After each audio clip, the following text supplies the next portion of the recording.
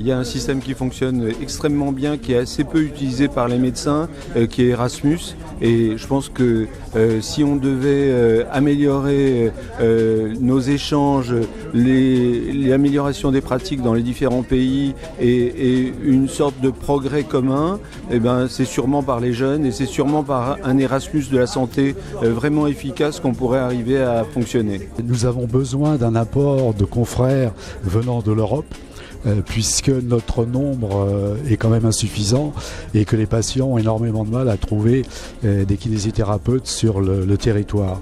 Et cet apport extérieur de l'Europe nous est tout à fait bénéfique, puisqu'il y a quand même entre un tiers et un quart de professionnels qui peuvent s'installer soit en libéral, soit à l'hôpital, et surtout à l'hôpital, puisque la carence est nettement plus importante.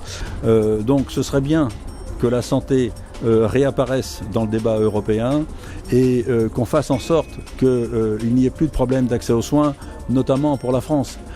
Parce que, incontestablement, la santé est le parent pauvre, même si le budget de la sécurité sociale est énorme, on se rend bien compte qu'il y a une désorganisation complète du parcours de soins sous couvert de modernité. On voit bien que les cabines, les télémédecines, les plateformes de télémédecine sont des plateformes essentiellement commerciales qui s'assoient allègrement sur le parcours de soins.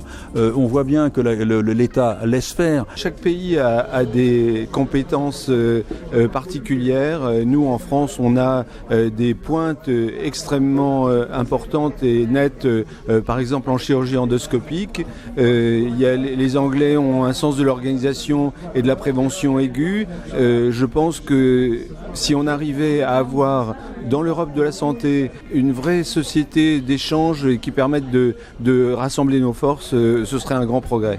La loi européenne permet à une profession qui existe dans un pays d'exercer dans un autre pays une seule partie de l'activité complète de la profession. Par exemple, en France, la kinésithérapie traite un ensemble de pathologies, aussi bien neurologiques qu'orthopédiques ou pédiatriques ou pour les anciens, alors qu'on va permettre à un communautaire d'exercer peut-être qu'une toute petite partie de ce qui concerne l'orthopédie. Quand je vois Cédric O se rendre chez Doctolib, qui est pour moi l'image même de la désorganisation des soins, l'image même de la revente des données des patients, franchement, je suis extrêmement inquiet.